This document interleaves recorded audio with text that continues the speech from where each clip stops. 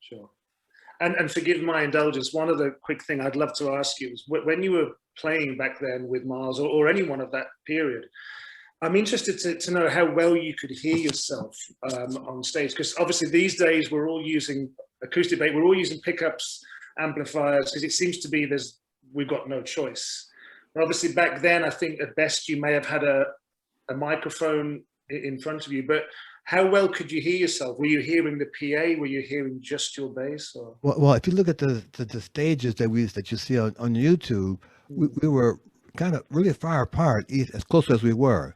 Yeah. You know, for example, Tony was always to my left. He was always at least 2 feet away from me. Okay. And Herbie was to my right.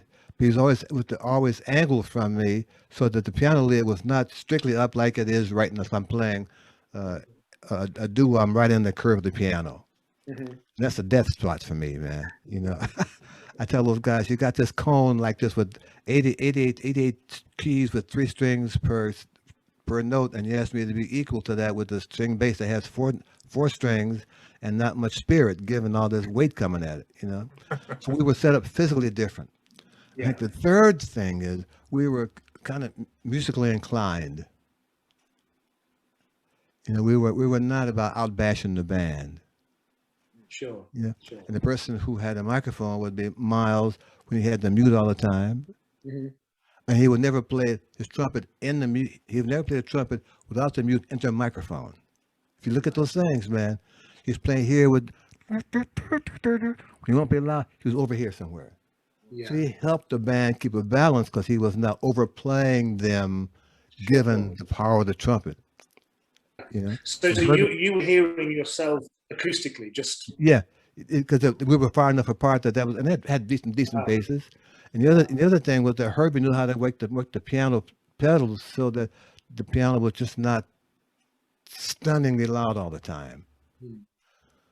You know, so there was understanding of the issue as I was. You know, and again, we were not playing like this. We had the space between the two of us.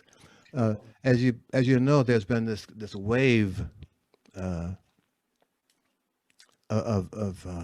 mindset that has the bass player not using amp or pickup, and I'm against that as I am drunk driving. You know, I tell you, your hands, the bass doesn't sound louder. When the band gets roaring out, they won't hear your notes. I tell those guys, look, I want my grandmother, who was 95 rows back with 2 hearing aids, to hear my B flat 7 on the D string if I just play it very quietly. I want that help. And until you can assure me that those guys in the band want my grandmother to hear my note like that, and not just them, you know, I can't do this gig. Right. And it's caused some concern on both coasts, you know, or in the middle, you know. You know, I want the guys. I want to affect their hearing, man. I want to affect their note choices. Yeah. I want to affect their dynamic. And I don't mean their volume, just their dynamic. Sure. Like I can do with an amp, you know. And without that help, I'm just another guy. Well, I'm not the guy, man. No. I tell you, man, Miles is the band leader. I'm leading the band. It's great.